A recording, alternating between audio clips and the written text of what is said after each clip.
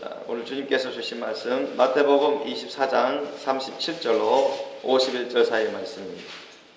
노아의 때와 같이 인자의 임함도 그러하리라. 홍수 전에 노아가 방주에 들어가던 날까지 사람들이 먹고 마시고 장가들고 시집가고 있으면서 홍수가 나서 저희를 다 멸하기까지 깨닫지 못하였으니 인자의 임함도 이와 같으리라. 그때 두 사람이 밭에 있음에 하나는 데려감을 당하고 하나는 버려둠을 당할 것이요, 두 여자가 매를 갈고 있음에 하나는 데려감을 당하고 하나는 버려둠을 당할 것이니라. 그러므로 깨어있으라. 어느 날에 너희 주가 임할는지 너희가 알지 못함이니라. 너희도 아는 바니 만일 집주인이 도적이 어느 경점에 올 줄을 알았다면 깨어있어 그 집을 뚫지 못하게 하였으리라. 이러므로 너희도 예배하고 있으라. 생각지 않은 때 인자가 오리라. 충성되고 지혜 있는 종이 되어 주인에게 그 집 사람들을 맡아 때를 따라 양식을 나눌 줄 자가 누구뇨? 주인이 올 때 그 종이 이렇게 하는 것을 보면 그 종이 복이 있으리로다. 내가 진실로 너에게 이르노니 주인이 그 모든 소유를 저에게 맡기리라. 만일 그 악한 종이 마음에 생각하기를 주인이 더디 오리라 하여 동무들을 때리며 술 친구들로 더불어 먹고 마시게 되면 생각지 않은 날 알지 못하는 시간에 그 종의 주인이 이르러 엄히 때리고 외식하는 자에 받는 율에 처하리니 거기서 슬피 울며 이를 갈림이 있으리라. 아멘. 오늘 말씀 제목 따라해 보겠습니다. 너희도 깨어 예배하고 있으라. 너희도 깨어 예배하고 있으라. 이 말씀 제목으로 은혜를 나누고자 합니다. 여러분, 예수님은 우리에게 성경을 통해서 곳곳에서 깨어 예배하라고 하십니다. 어느 특정의 소수의 사람에게만 말씀하신 게 아니라 이 말씀보다도 현재형이에요. 현재형. 과거 시제도 아니고 미래 시제도 아니고 예배하고 있으라. 항상 현재 진행으로 그렇게 하고 있으라. 이렇게 예수님이 곳곳에서 말씀을 하셨습니다. 그런데 너희들은 깨어가 무슨 말씀이죠? 쉽게 말씀드리면 영적으로 정신 차려서 이러니 깨어라는 것은 영적으로 정신 차려서 영적으로 정신 차려서 듣기만 말고 알지만 말고 이해하지만 말고 깨닫지만 말고 깨닫고 정신 바짝 차려서 이런 얘기. 영적으로 그게 깨어요. 예비하라는 거 여러분 잘 아시잖아요. 미리 준비하라. 우리 고사성어 사자 고사성어도 잘 알잖아요. 유비무환. 준비함이 있으면 근심 걱정거리가 없다. 이런 얘기죠. 그죠? 반대로 준비함이 없으면 나중에는 큰 환난을 닥치고 근심 걱정 가운데 큰 해를 당한다. 그러니까 유비무환 미리미리 정신 바짝 차려서 영적으로 깨어서 준비하면 나중에 근심 걱정거리가 없다. 왜? 다 준비되어 있으니까. 다 준비되어 있으니까 나중에는 어떤 일이 있어도 다 통과된다는 거예요. 믿습니까? 우리가 믿지 않는 세상 고사성어로도 그렇게 유비무환, 그죠? 그 요즘 히트치는 영화 있잖아요. 이순신 장군에 대한 명량, 그죠? 명량. 거기 보면은 12척 갖고 뭐 330척인가요? 그 가까운 10배가 훨씬 넘는 많은 일본 외구의 그런 적선들을 대해서 물리치는데 너무 전력이 딸리잖아요. 군사수도 적고 거의 모든 면에서 약세입니다. 심지어는 그 부하들도 도망쳐요. 도망쳐서 잡혀서 죽임당하고. 그 영화에 보면 또 하도 말해도 안 되니까 이순신 장군을 시해하려고 죽이려고 부하 장수가 그렇게 매복했다가 암살하려고 하잖아요. 그것도 안 되니까 다 군복 벗고 다 배 타고 도망가다가 또 죽고. 그래도 이순신 장군 그 따라가서 전선에 나가는 그 부하 장수들도 결국 전선에 뛰어들었을 때는 겁나가지고 이순신 장군이 신호를 보낼 때 전진하지 못합니다. 질까봐 두려워서.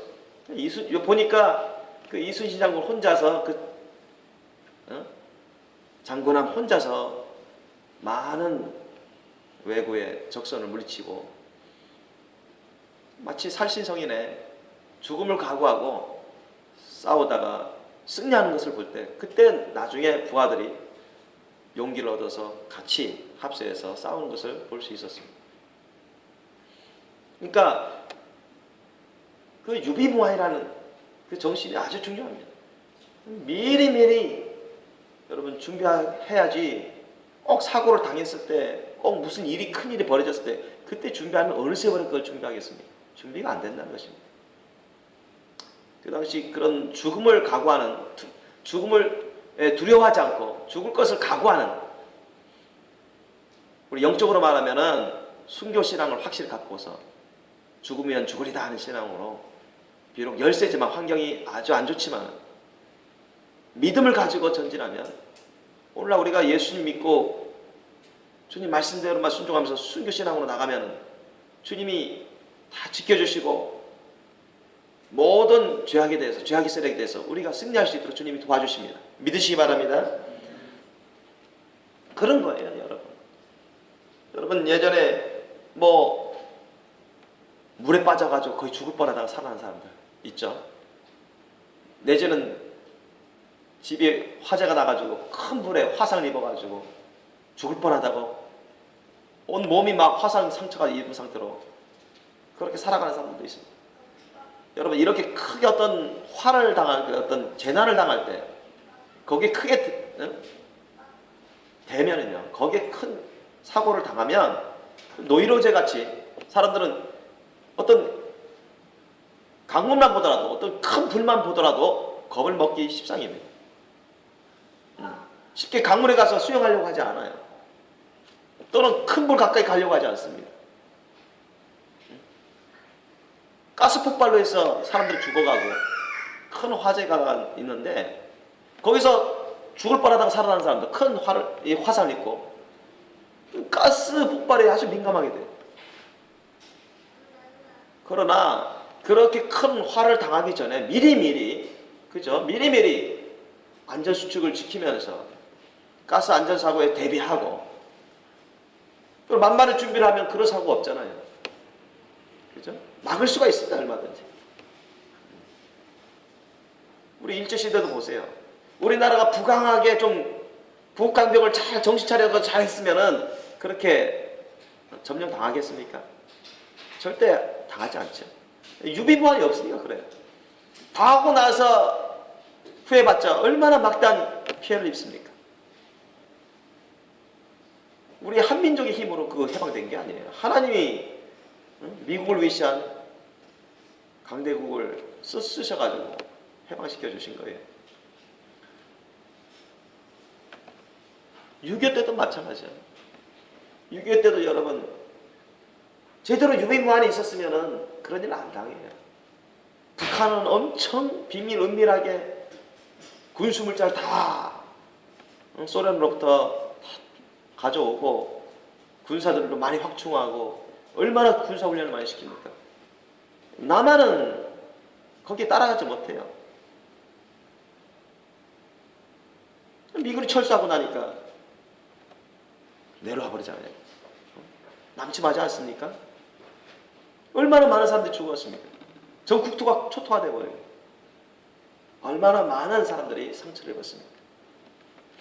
그런 것은 유비무환의 지혜가 없는 것을 반증합니다.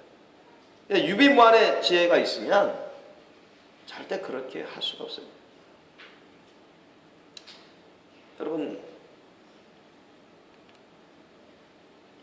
우리 자녀들도 양육할 때 자녀가 평상시에 거짓말해도 내버리고 그냥 적당히 말하고 도둑질해도 그냥 적당히 말하고 내버리고 따끔하게 어떤 벌을 줘가면서 똑바르게 좀 가르쳐줘야, 하나님의 말씀 뜻에 맞춰 그렇게 정직하게 가르쳐야 애가 정신 차려서라도 나중에는 거짓말 안 하고 사기치지 않고 도둑질 안 하고, 그렇죠? 가만히 놔두세요. 그러면 사회 가서도요, 여러분 바늘도둑이 소도둑 된다고 그런 말 있잖아요, 우리 격언에. 그런 식으로 돼버려요. 나중에 겁잡을 수 없습니다, 여러분. 사회 가서도 큰 형벌을 받지 않습니까?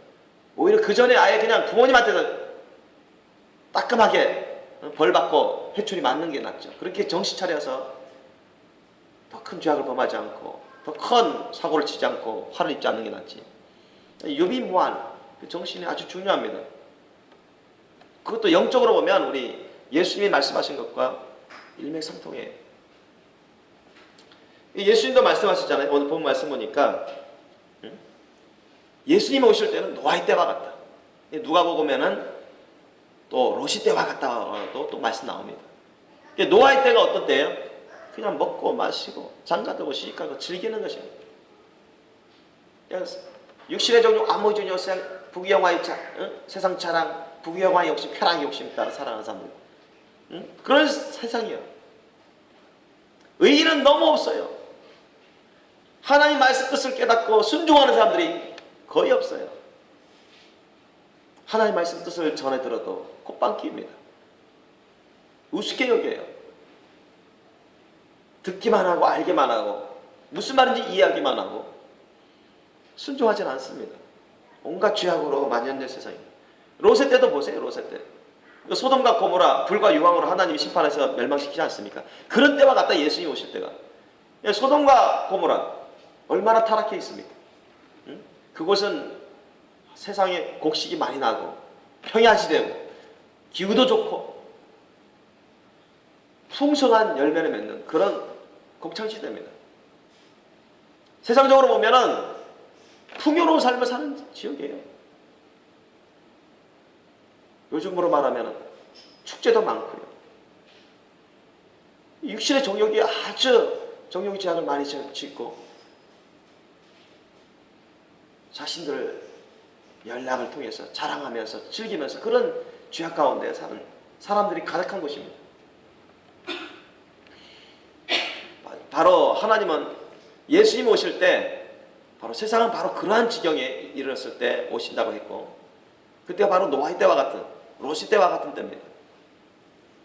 그때는 먹고 마시고 장가들고 시집가고 심고 집을 짓고 즐거이 사는 때입니다. 그때 예수님 오신대요. 성경은 그것을 증거하고 있습니다. 그러니까 오늘날로 말하면 우리 인간적으로 사는 것이 지극히 당연한데 그렇게 우리가 먹고 마시고 자고 장가들고 시집가고 애 낳고 심고 농사 짓고 일하고 집 짓고 성경은 이미 그것을 두고 예수님 말씀하셨어요. 그게 어떻게 보면 인간적인 삶으로서 지극히 당연한 삶입니다. 자연스러운 삶입니다. 그런데도 주님이 그런 때 오신다는 거죠. 무슨 말이냐면 사람들의 생각과 마음과 뜻이 원하는 것들이 다 거기에 집중되어 있어요. 이 세상 사람으로서 살아가는 데만 집중되어 있습니다. 먹고 마시고 돈 벌고 일하고 집 짓고 집 사고 결혼하고 애 낳고 양육하고 그 인간적으로 살아가는 것에 지극히 당연한 그런 삶에만 집중해서 마음을 쏟아붓고 신경을 쓰고 거기에 소원을 갖고 그것을 추구하며 살고 그것을 쫓아가는 것입니다. 그러니까 죄악된 삶을 살아갈 수밖에 없어요. 왜? 예수님 말씀대로 안 사니까. 예수님의 말씀대로는 절대 그렇지 않거든요. 하나님의 말씀 뜻대로 살고자 하면 절대 그런 삶을 살지 않습니다. 세상 사람들은 다 그런 삶을 살아갑니다. 그리고 깨어있지 못한 기독교인들도 그러한 삶 가운데 빠져서 살아갑니다. 여러분 예수님 오실 때 예수님이 공중재림하시고 공중재림하실 때 또 지상재림하시기 전에 예수님의 거룩하신 분들 첫째 부활 받고 하늘나라 천국 혼인잔치에 참여하는 거룩하신 분들 내지는 예수님이 공중재림하실 때 살아있는 상태로 성령의 권능으로 변화돼서 들림받아서 천국 혼인잔치에 참여하는 거룩하신 분들은요 역사적으로도 너무나 적습니다. 비율 퍼센티지로 아주 적어요. 오늘날에는 너무너무 적어요.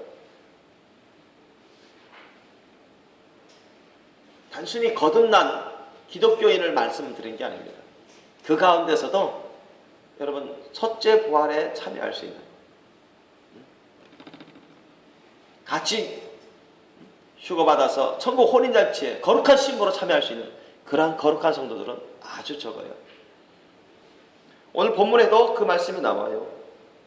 40절 이하 보면은 그때 두 사람이 밭에 있음에 하나는 데려감을 당하고 하나는 버려둠을 당할 것이요. 이게 뭐예요? 휴거입니다. 휴거. 들림받듯 올라가는 것. 이 휴거는 한자어입니다.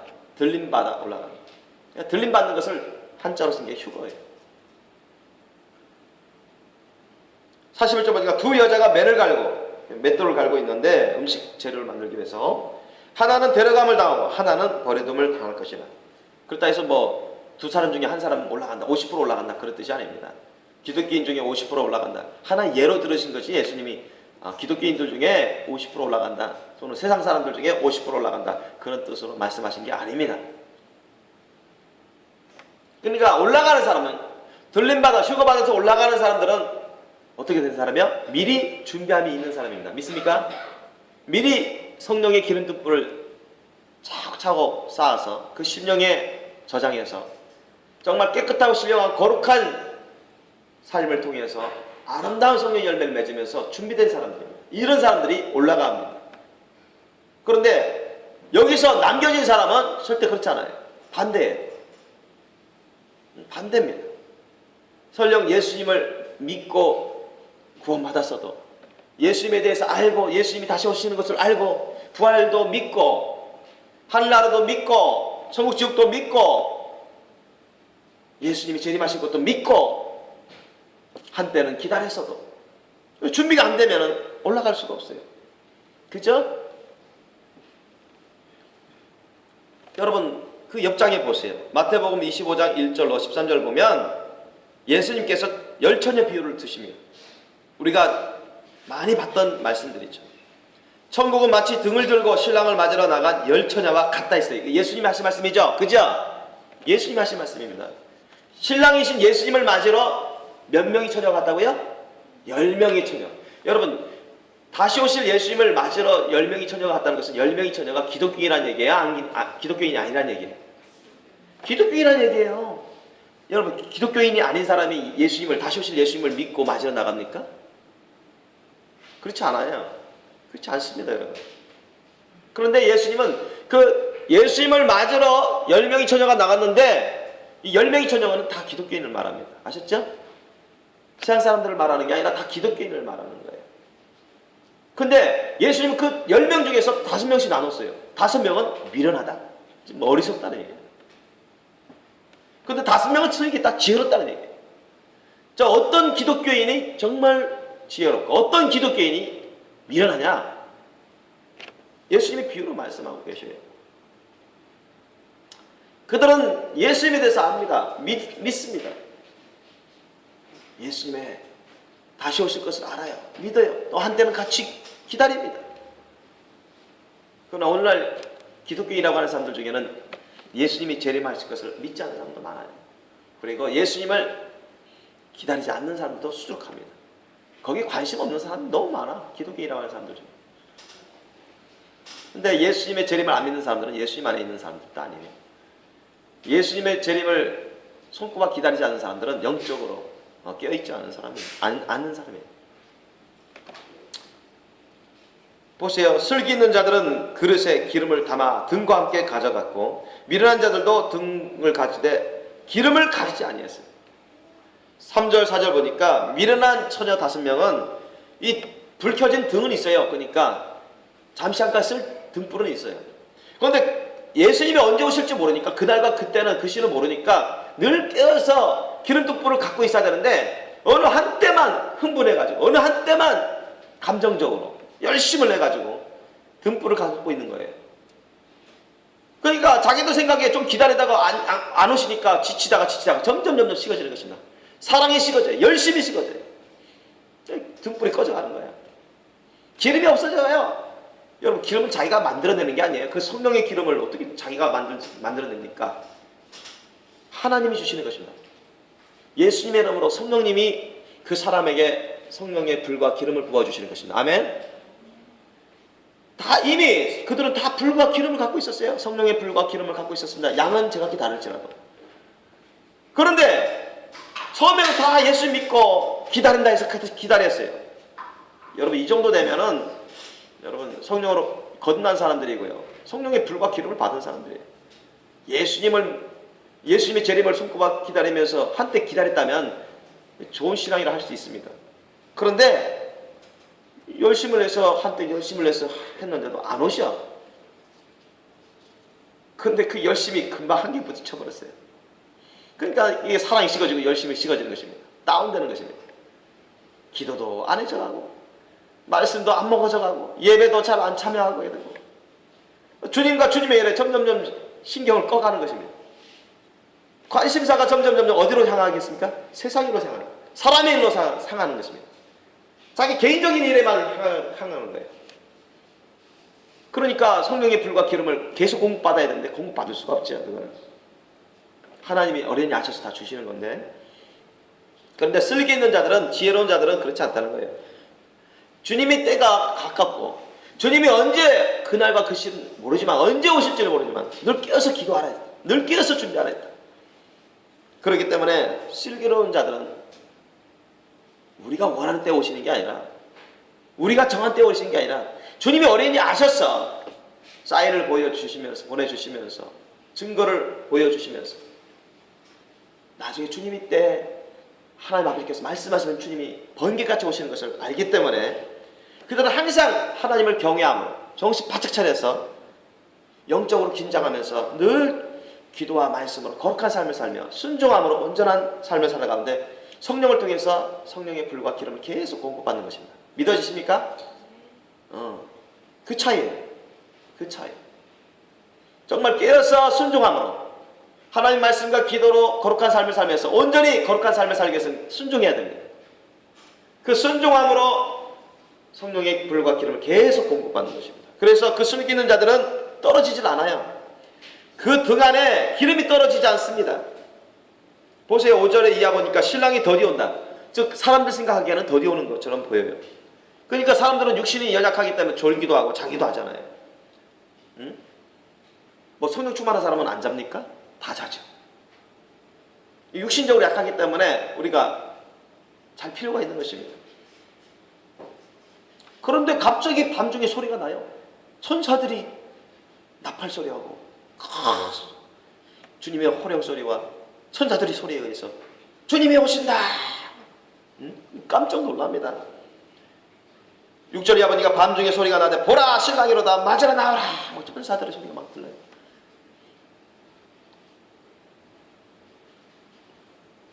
그런데 그 처녀들이 이제 반응을 하게 되는데요. 5명의 슬기로운 처녀들은 아주 침착하고 안정되고 기쁨과 감사와 감격으로 영광 가운데 예수님 앞으로 나갑니다. 그러나 5명의 이 어리석은 처녀들은 아주 깜짝 놀랍니다. 그리고 당황해요. 왜? 자신들의 불이 이제 꺼져버리게 됐어요. 기름이 더 없어. 이제 주님 앞에 나갈 수 있는 기름도 불이 있어야 되는데 이제 금방 꺼지게 돼버렸습니다. 큰일 나게 됐어요. 갈 수 있는 자격이 없게 됐어요. 예수님을 맞이할 수 있는, 최종적으로 맞이할 수 있는 그 자격이 없게 돼버렸어요. 그러니까 그들은 아주 두렵고 당황합니다. 8절 이하 보십시오. 미련한 자들이 슬기는 자들에게 이르되 우리 등불이 꺼져가니 너희 기름을 좀 나눠달라. 야, 우리도 함께 갈 수 있도록 너희들 도와달라. 이렇게 했습니다. 그런데 이 지혜로운 슬기로운 처녀들이 무슨 등불을, 기름을 스스로 마련할 수 있겠습니까? 주님이 영적으로 말씀하신 것입니다. 여러분 각자가 주님 안에서 준비하고 준비되지 않으면 자격이 안 됩니다. 아셨죠? 목사님 한번 안수기 됐다고 그 사람이 샥 변화되고 첫째 발 휘고받을 수 있는 거룩한 신부가 되는 게 아니에요. 아셨죠? 병 고치는 수는 있어요. 귀신을 떠나갈 수 있습니다. 그 차원이 달라요. 그거는 그 차원이 아닙니다. 여러분, 주님이 주신 그 마지막 때 은혜 시간 때 정말 진실로 철저히 회개하고 하나님의 말씀과 기도로 순종하면서 준비되어 갈 때 성령 열매로 가득 맺어지고 그 영혼력이 깨끗하고 신령하고 거룩한 삶으로 준비될 때, 그때 준비가 되는 것이죠. 그러니까 시간이 많이 필요하게 됩니다. 슬기로운 처녀들은 바로 그러한 삶을 사는 것입니다. 늘 정신 차려서, 영적으로 정신 차려서 주님 앞에서 준비를 잘했던 거예요. 그래서 슬기는 자들이 그걸 압니다. 우리와 너희의 쓰기에 다 부족할까 하노니 이거 우리와 너와 함께 쓸 수 없다. 너희들에게 부어줄 수 있는 게 아니다 이런 얘기예요. 우리와 너희와 함께 쓸 수 있는 정도로 그런 충분한 양이 아니라고 이렇게 표현했는데 그만한 양이 없어요. 어리석은 처녀들에게 대줄 만한 불과 기름이 없어요. 영적으로는 자신들이 만들어낼 수 있는 게 아닙니다. 성령님을 통해서 하나님 주시는 것이죠. 그래서 차라리 파는 자들에게 가서 너희 쓸 것을 그렇게 사라 이렇게 권합니다. 이것은 여러분 세상의 등불, 세상의 등과 그 불과 기름을 소재로 해서 예수님이 비유로 말씀하신 것인데 사실 영적으로는 성령의 불과 기름입니다. 그것은 세상 사람들이 사고 팔 수 있는 게 아닙니다. 아셨죠? 인간적으로 힘쓰고 애쓰고 노력한다 해서 사고 팔 수 있는 게 아니에요. 돈 주고 사고 팔 수 있는 게 아닙니다. 순결한 거룩한 신부가 될 수 있는 그 기간까지는 시간이 많이 걸립니다. 보통 많이 걸려요.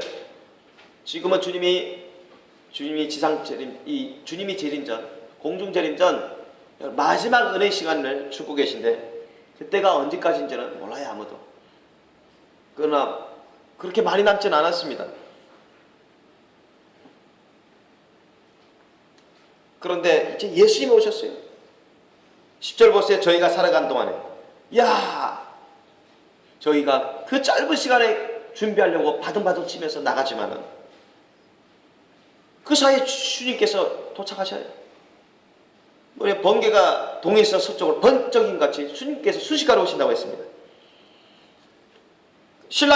예수님이신 신랑이신 예수님이 오시기 때문에 예배하였던 자들은 그 슬기로운 다섯 처녀들은 함께 혼인잔치에 들어가고 문은 닫혔습니다.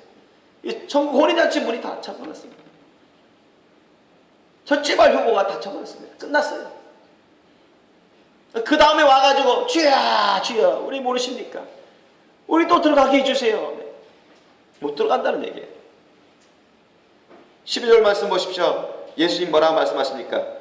대답하여 가로되 진실로 너희에게 이르노니 내가 너희를 알지 못하노라. 그 사람들이 어떠한 삶을 살았는지 그 사람이 어떤 사람인지 모른다는 얘기가 아니라 천국 혼인잔치에 들어올 자로 알지 않겠다는 얘기, 인정하지 않겠다는 얘기입니다. 들어올 수 없다고 주님이 거부하시는 것입니다. 왜? 준비가 안 돼 있기 때문에, 자격이 안 됐기 때문에. 그러시면서 예수님이 또 말씀하십니다. 그런즉 깨어 있어라. 정신 차려 있어라. 항상 현재형으로 쓰고 있습니다. 너희는 그날과 그 시를 알지 못하니까 항상 깨어 있으라. 정신 바짝 차려서 준비하고 있으라. 얘기해요. 여러분 정신 바짝 차려서 준비하고 계십니까? 우리 예수님이 또 예를 드시잖아요. 강도 예를 듭니다. 어느 부잣집에 강도가 쳐들어가려서 귀중품을 훔치려고 하는데 만약 그 강도가 도적이 어느 때 오는 걸 다 정보를 입수해가지고 부하들을 풀어가지고 또는 경찰을 풀어가지고 다 지키고 있으면 강도 잡을 수 있잖아요. 그죠? 당하지 않습니다. 그런데 그런 정보가 없어요. 그냥 나는 그냥 편안한 상태로 아무 문제 없이 그냥 부지한 상태로 콜콜 잠을 자고 있어요. 강도가 새벽에 밤중에 들어와가지고 몰려와가지고 강도질 한다고요. 우리 세상 삶에서도 세상 사람들 가운데도 그런 일이 많이 벌어집니다. 그러나 미리 알고 있으면은 얼마든지 대처할 수 있다고 주님 말씀하십니다. 세상 사람들도 그렇다고.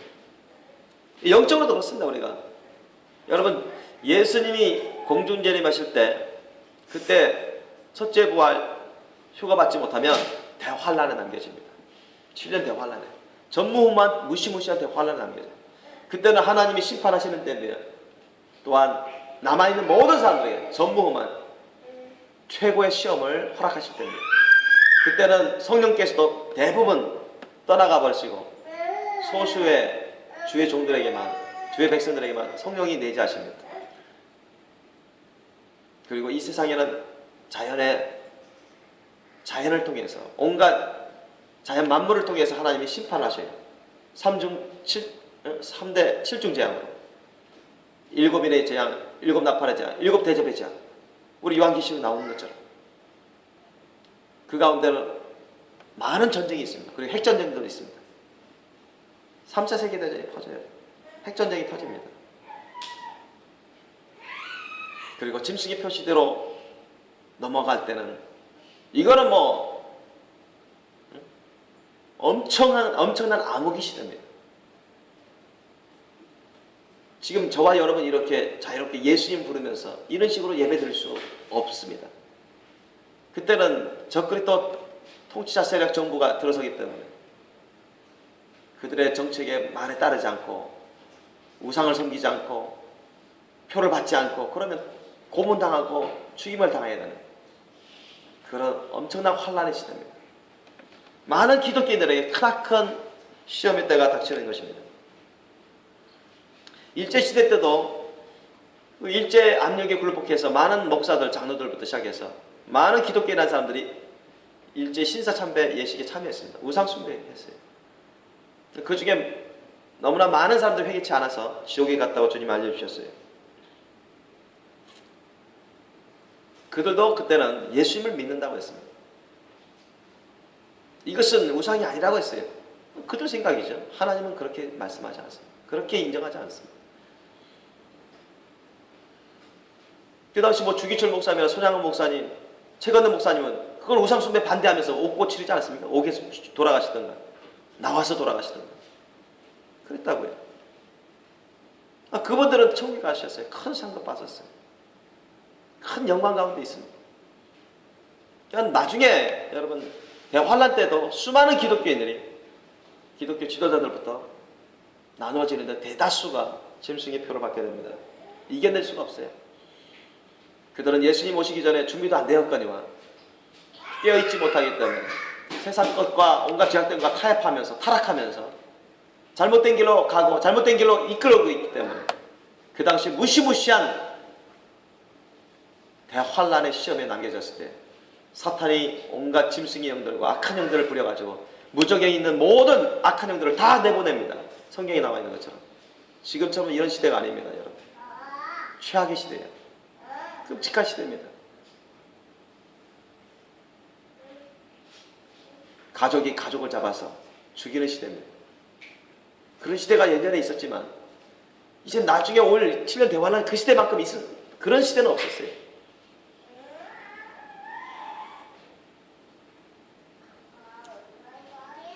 그 당시 여러분 7년 대환란에 모든 것을 다 부인해서 기적적으로 순교할 수 있는 그런 신앙을 갖지 않으면 천국 갈 수가 없어요. 믿어지십니까?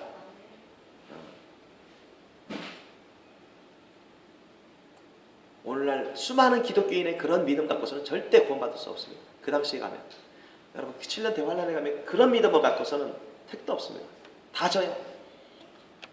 그래서 주님은 여러분 우리 모두가 우리 영이 구원받을 뿐만 아니라 신령하고 거룩한 삶을 통해서 흠도 점도 티도 주름 잡힐 것 없이 깨끗하고 신령하고 거룩한 신부로 예수님의 천국 혼인잔치에 들어갈 수 있는 거룩한 신부로 단장되기를 원하십니다. 아멘. 소수만 그렇게 하기를 원하시는 게 아니에요. 모든 분들이 다 예수님의 천국 혼인잔치에 참여하기를 원하지만 청함 받은 자는 많지만 택함 받은 자는 적다고 했어요. 너무나 소수가 될 것입니다. 그래서 주님께서 44절에 말씀하십니다. 이러므로 너희도 예배하고 있으라. 생각지 않을 때 인자가 오리라. 미리 준비하고 있으라는 얘기예요. 정신 바짝 차려서. 그런데 어떤 사람들은 그걸 착각하고 오해합니다. 깨어 예배하라. 깨어 미리 준비하라는 말을 어떤 사람들은 여기에 대한 지식을 들으면 깨어 예배되는구나. 그렇게 생각해요. 그건 착각입니다. 다시 말씀드립니다.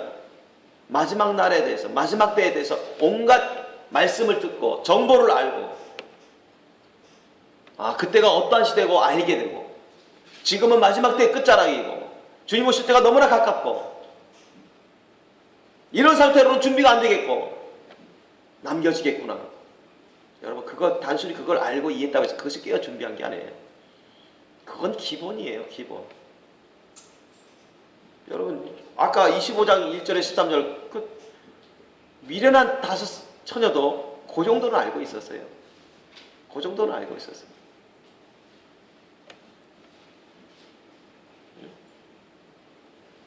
흠점 없이 깨끗하고 신령한 거룩한 신부가 안 되면 첫째 월 휴가 받아서 천국 혼인잔치에 들어갈 수 없구나. 그거 아는 거, 이해하고 깨달은 거, 여러분 그 자체가 여러분 깨어서 예배된 상태가 아닙니다. 그건 당연히 기본적으로 알아야 돼요. 마지막 날에 대해서, 마지막 때에 대해서, 성경 말씀에 대해서, 거룩한 신부 단장에 대해서 깨어 예배하라, 예배돼야 된다, 이거에 대한 각종 말씀과 정보와 그러한 뜻들을 여러분 알고 이해하고 깨달았을지라도 그것만으로는 깨어서 예배된 상태가 아닙니다. 그런데 어떤 사람들은 착각하는 사람들이 많아요. 그때 그런 말씀 통해서 은혜 받았어요. 은혜 받으면 그 자체가 깨어서 예배된 게 아니에요. 거기에 대해서 이해하고 깨닫고 은혜 받고 예배해야 되겠구나 공감하고, 그것이 깨어서 예배된 상태가 아닙니다. 그러면 영적으로 정신 바짝 차려서 미리미리 준비하는 삶이 어떤 삶입니까? 예수님 말씀들을 통해서 그래서 우리가 조합해 보면 몇 개로 나누어서 말씀드릴 수 있습니다. 첫째로 정신 바짝 차려서 예배하는 삶, 깨어서 예배하는 삶은 어떤 삶이냐? 여러분, 하나님과 하나님의 말씀과 하나님의 심판을 경외하는 사람입니다. 아멘? 따라합시다. 하나님과 하나님의 말씀과 하나님의 심판을 경외하는 사람입니다. 하나님의 심판을 경외하는 사람. 하나님과 하나님의 말씀대로 심판하시는 것을 경외하는 사람입니다. 정신이 바짝 들겠죠. 영적으로 정신 바짝 들지 않은 사람들은 깨어서 예배할 수가 없어요. 성경에 무엇이 나와 있고 예수님이 무슨 말씀을 하시고 마지막 때에 대해서 어떤 말씀 나오고 지금은 세상 징조가 마지막 때의 징조가 나오고 있고 거기에 대해서 알고 은혜 받고 하고 새로운 지식을 알고 깨어서 예배해야 되는 그런 때구나 그걸 알고 이해했을지라도 그거 갖고 깨어서 예배하는 게 아닙니다. 하나님을 경외하셔야 돼요. 하나님을 두려워할 줄 아셔야 됩니다. 하나님의 말씀대로 심판하실 것을 나도 예외가 아니구나, 하나님 말씀에 비춰봐서 나도 심판의 대상이구나, 그것을 두려워할 줄 알아야 돼요. 그래서 정신 바짝 드는 것입니다. 정신 바짝 들지 않은 사람은 아직 깨어 예배하는 사람이 아닙니다. 영적으로 주님 오실 때가 너무 가깝고 내가 이 세상 떠날 때가 점점 가까워지고 있고 어느 때 내가 이 세상 떠날지 모른다. 주님이 언제 오실지 모르는 거야. 내가 이대로는 안 된다. 이대로는 난 남겨지고 7년 대화는 남겨지고 이대로 자칫 잘못하다 더욱더 죄악된 삶을 살다가는 최종적인 시험에 낙방해서 지옥에 떨어질 수도 있겠구나. 위기의식을 갖는 것입니다. 구원에 대한 위기의식, 천국과 지옥의 갈림길에서 멸망에 대한 위기의식. 나는 괜찮아, 이제까지 신앙생활 그런 대로 잘 해왔고, 자기 생각 자기 판단으로 안주해버리고 이런 식으로 이 정도면 됐지 이런 사람은 깨어서 준비한 사람이 아니에요. 이런 사람은 깨어서 준비한 사람이 아니에요.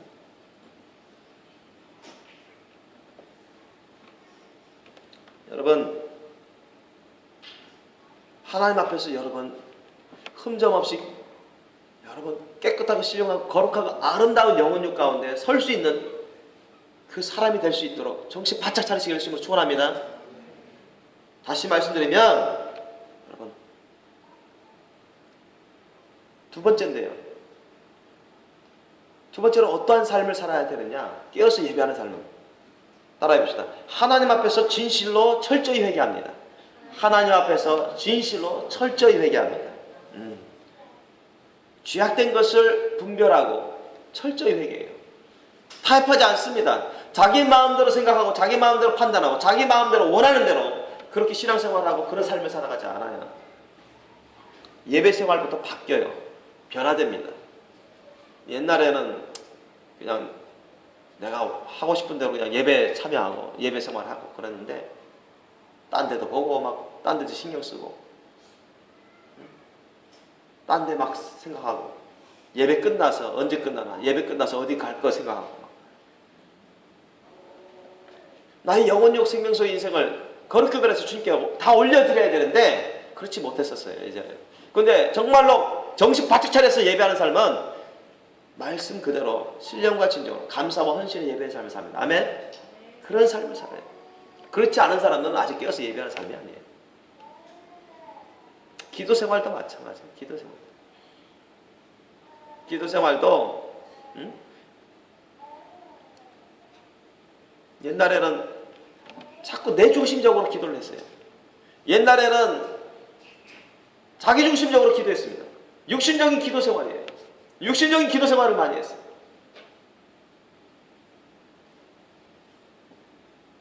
그리고 교회 왔을 때만 그때야 좀 기도해요. 평상시에는 거의 기도를 안 해요. 어떤 큰 사고, 큰 병 걸렸을 때 그때나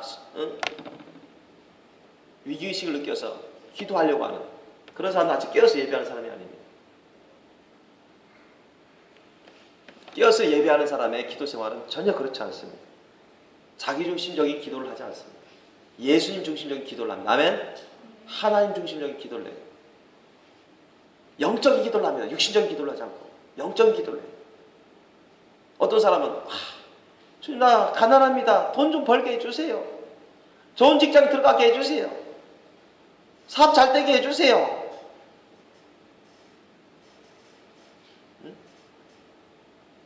저도 좋은 집에서 살고 싶습니다. 좋은 집 짓도록 살 수 있도록 돈 좀 벌게 해주세요. 결혼하게 해주세요.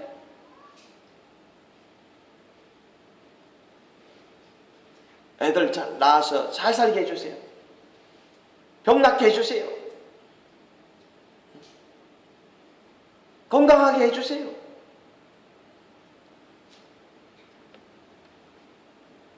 아무 탈 없이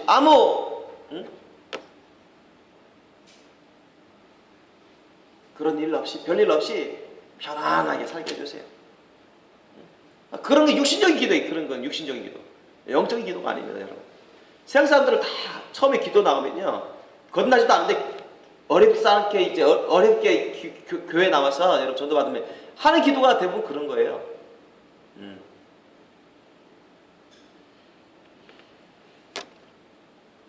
영적인 기도는 그렇지 않습니다. 영적인 기도는 주님, 제가 주님 앞에서 정말 깨끗한 자가 되기를 원합니다. 정말 흠점 없이 깨끗하고 신령한 자기를 원합니다. 제가 회개할 것을 알려주세요.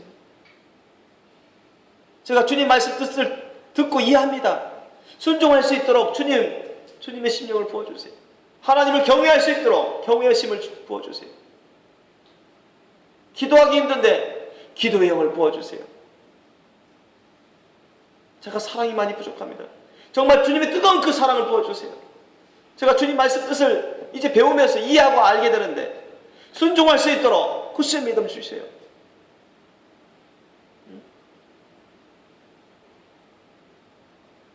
내 육체의 병이 있잖아요. 내 영혼의 병 많습니다. 이 절름발이 영혼의 병을 주님 제가 회개하고 순종하게 싸우니 주님 고쳐주세요. 평상시에 정말 예배부터 잘 드릴 수 있도록 늘 예수님을 사랑하고 하나님을 경외하고 사랑함으로 간절하게 주님을 찾는 예수님의 이름을 부르면서 간절히 찾을 수 있는 그러한 그릇이 되게 해주세요. 성령의 불과 기름을 받으면서 성령의 열매를 맺을 수 있도록 저를 이끌어주세요. 다른 사람들에게 강하고 담대하게 부끄러워하지 말고 예수님을 증거할 수 있도록 핍박받더라도 예수님을 증거할 수 있도록 굳센 믿음, 강하고 담대한 믿음 주세요. 이와 같은 여러분 기도 생활이 바뀌어요. 그리고 어떤 한시적인 일시적인 기도 생활이 아니라 늘 점점 주님과 기도 생활이 길어집니다. 자주 있어요. 나중에는 무시로 성령 안에서 깨어서 기도하게 됩니다. 믿으시기 바랍니다. 그래서 하나님 앞에서 진실로 철저히 회개하는 그런 삶은 바로 그런 삶으로 나가는 거예요. 기도 생활의 변화도 있어요. 예수님 중심적인 기도. 내가 원하는 대로, 내가 생각하는 대로, 내가 하고 싶은 대로 기도하지 않습니다. 주님의 말씀 뜻을 붙듭니다. 주님의 말씀 뜻에 따라서 기도해요. 주님이 우리에게 무엇을 원하시는지, 무엇을 구하고 계시는지, 내가 무엇하기를 원하시는지, 어떻게 되기를 원하시는지 그것을 위해서 붙들고 기도합니다. 아멘. 그 육신적인 그런 기도는요, 우리가 굳이 안 구해도 주님이 알아서 다 주셔요. 아멘? 다 주신다는 거예요. 우리 영적인 기도를 잘 드려가지고 그것만 풀리면 육적으로 필요한 것들은 다 채워주십니다. 믿습니까? 굳이 안 구해도 주님이 다 주셔요. 직장도 주시고 사업도 되게 해주시고 병도 낫게 해주시고 돈도 벌게 해주시고 결혼도 자녀도 건강도 다 책임져 주십니다. 그래서 예수님이 말씀하셨잖아요. 너희는 먼저 그의 나라와 그의 의를 구하라. 그리하면 이 모든 것을 너에게 더해 주시리라. 믿습니까? 한참 영적으로 살아가려고 힘씁니다. 깨어 예배하는 삶은 바로 그러한 삶인 것입니다. 하나님 앞에서 진실로 철저히 회개하는 삶을 살아갑니다. 주의 성수 정말 잘 지키려고 합니다. 항상 하나님 앞에 나와서 이 날을 거룩히 위해서 내 자신을 거룩히 위해서 주님께 드리게 힘쓰고 내 마음대로 내 하고 싶은 대로 쓰려고 하지 않습니다. 예전에는 목사님이 야 전도하자, 전도의 날이다, 전도를 강조하시니까 별 마음의 준비도 없이 그냥 전도하러 나가고 전도지 나눠주고, 그러나 평상시에는 전도를 안 해요. 그런 사람들은 깨어서 예배하는 사람이 아닙니다. 깨어서 예배하는 사람의 삶은 그렇지 않습니다. 깨어서 예배하는 삶은 평상시에 주님이 원하시는 게 뭐예요? 많은 사람들을 구원하기를 원하셔요. 많은 사람들을 깨우기를 원하십니다. 저와 여러분도 깨어서 준비하면서 그렇게 하기를 원하세요. 그 심령을 알고 그 말씀 뜻을 알기 때문에 정신 바짝 차려서 깨어서 준비하는 사람들은요, 학교에서도 전도하고 직장에서도 전도하고 어쨌든 전도할 틈을 타서 막 전도하기 힘씁니다. 믿습니까? 이런 사람들이 깨어서 예배하는 사람이에요.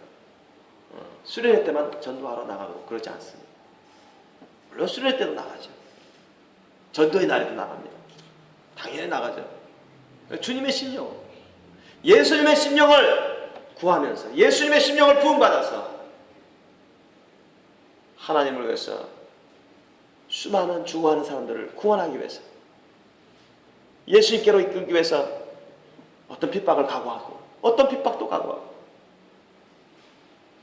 고난을 감수하고 주님의 심령을 따라 하나님의 나라와 의를 위해서 많은 사람들을 불쌍히 여기면서 그들을 위해서 평상시에 기도하면서 전도해요.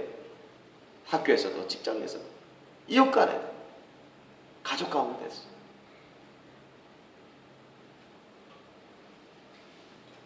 선교도 마찬가지예요.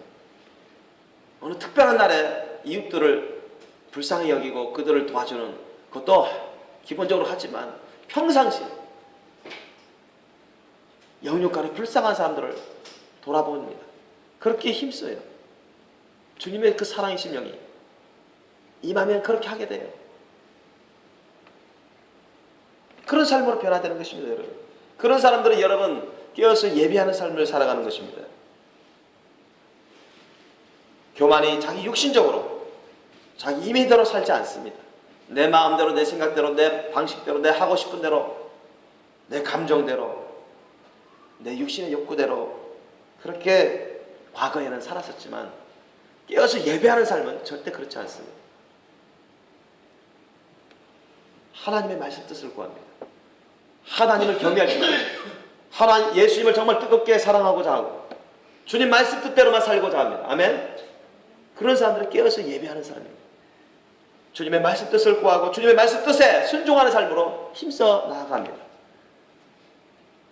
그런 사람들이 여러분 깨어서 예배하는 사람입니다.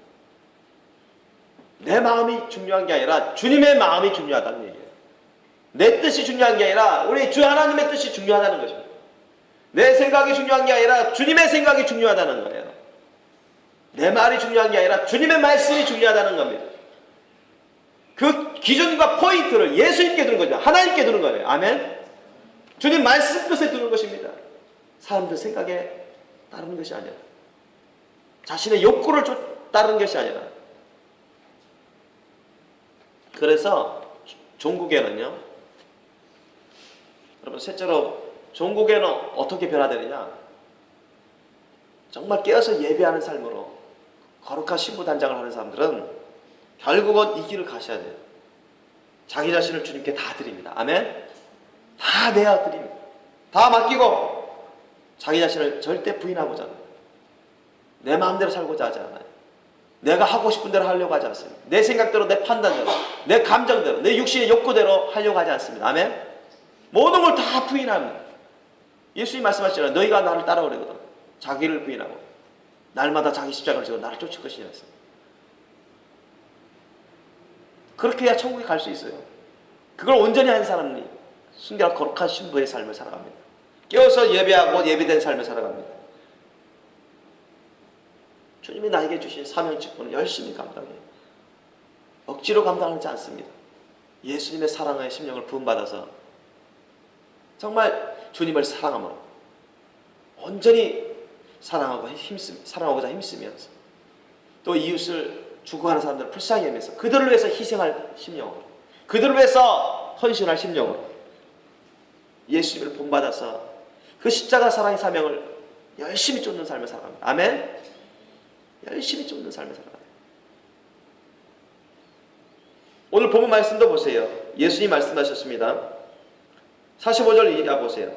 충성되고 지혜 있는 종이 되어 주인에게 그 집 사람들을 맡아 때를 따라 양식을 나눠줄 자가 누구뇨? 주인이 올 때 그 종이 이렇게 하는 것을 보면 그 종이 복이 있으리로다. 내가 진실로 너에게 이르노니 주인이 그 모든 소유를 저에게 맡기리라. 그래서 충성되게 주님의 말씀 뜻에 따라 지혜롭게 순종하면서 신실하게 섬긴 자는 준비되는 것입니다. 이게 정신 차려서 준비되는 것이죠. 그런 사람들은 거룩하고 순결한 신부로서 주님이 그렇게 만들어주시고 인정하셔서 첫째 부활 휴거 참여하게끔 해주시고 천국 혼인잔치에 참여할 수 있도록 도와주신다. 거룩한 신부로서. 그러나 그렇지 않은 사람들은요, 그렇게 참여할 수가 없어요. 48절 이하 보십시오. 예수님 말씀하셨습니다. 반대로 만일 그 악한 종이 마음에 생각하기를 주인이 더디오리라 하여. 그러니까 악한 종들의 보편적인 생각이 뭐냐? 아, 예수님 오실 때가 안 됐어. 아, 예수님 뭐 언젠가 오시겠지. 나중에 오실 거야. 한참 후에. 우리 때는 아니야. 이런 생각을 가진 사람. 이런 사람들이 그 더디오리라. 그러니까 악한 종이 생각하는 것 중에 대표적인 게 더디올 것이다. 아, 내 때는 오는 건 아닐 거야. 이렇게 쉽게 생각하는 것입니다.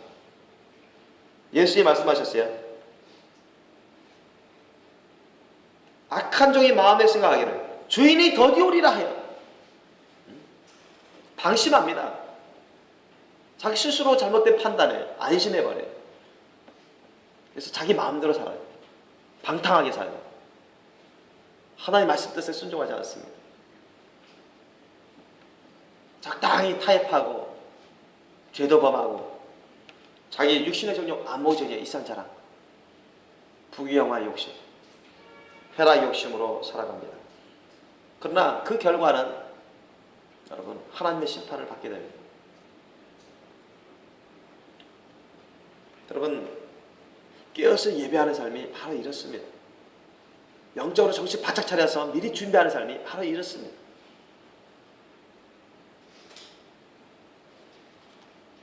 저와 여러분이 주님 앞에서 흠점이 없으셔야 돼요. 흠점이 없기 위해서는 진실로 철저히 회개하셔야 됩니다. 내 중심적인 신앙생활 회개하셔야 돼요. 나의 마음, 나의 생각, 나의 판단, 나의 감정, 내 육체, 내가 원하는가? 그것을 기준 삼아서 신앙생활하고 그렇게 기준 삼아서 생활했던 것을 다 회개하셔야 돼요.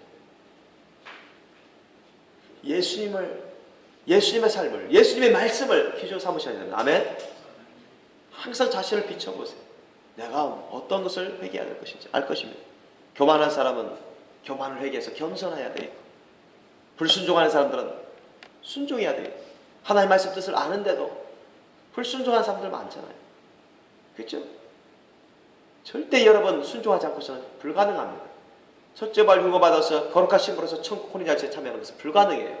주님이 오시면 첫째 부활 휴거 받을 수가 없습니다. 대환란에 넘겨지게 되죠.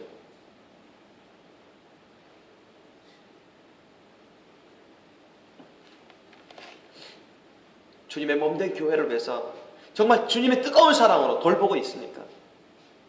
깨어서 예배하는 사람들은 그렇습니다. 여러분, 예수님의 몸된 교회는 예수님이 정말 사랑합니다. 아멘? 지금도 최선을 다해서 희생하면서 사랑하고 계십니다. 아멘? 주님의 그 뜨거운 사랑의 심령을 부음받는 사람들은 주님의 몸된 교회를 위해서 희생합니다.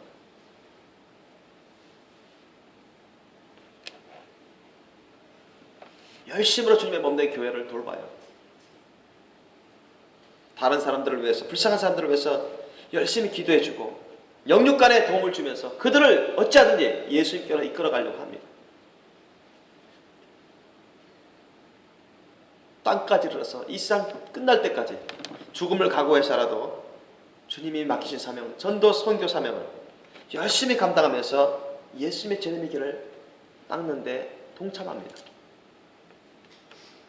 이런 사람들은 여러분 정신 바짝 차려서 깨어서 미리 준비하는 사람들입니다. 영적으로 유비무한의 지혜를 갖고 있는 사람들입니다. 저와 여러분이 이런 유비무한의 지혜, 영적으로 정신 바짝 차려서 미리미리 준비하고 준비되는 삶을 사실 예수님을 축원합니다. 그래서 예수님 오실 때, 공중 예림하실 때 여러분의 이름이 불려지고 여러분이 샥 변화돼서 첫째 부활 휴거 받을 수 있는 그러한 사람이 되셔야 되잖아요. 그렇지 않으면 천국 혼인잔치에 참여할 수도 없고, 거룩한 신부로 참여할 수가 없습니다. 거룩한 신부로 천국 혼인잔치에 참여할 수 없고 대환란에 남겨질 수도 있습니다. 그럴 바에 지금부터 목숨 걸고 인생 걸고 예수님을 믿으세요. 예수님을 뜨겁게 사랑하십시오. 늘 갈망하는 심령이 되셔야 됩니다. 늘 예수님의 이름을 부르면서 주님 앞에 나와서 기도하는 그런 심령이 돼야 됩니다. 주님이 함께 주님의 일을 하고자 부르시면 같이 기쁨으로 감사함으로 헌신하며 동행할 수 있어야 됩니다. 이런 사람들은 여러분 정신 바짝 차려서 깨어서 미리 준비하는 사람들입니다. 예배에 참여한다고 해서 주님의 말씀에 대해서 많이 듣고 안다고 해서 이해하고 깨닫다고 해서 그것이 정신 바짝 차려서 깨어서 예배하는 삶이 아닌 것입니다. 그것은 기본이에요.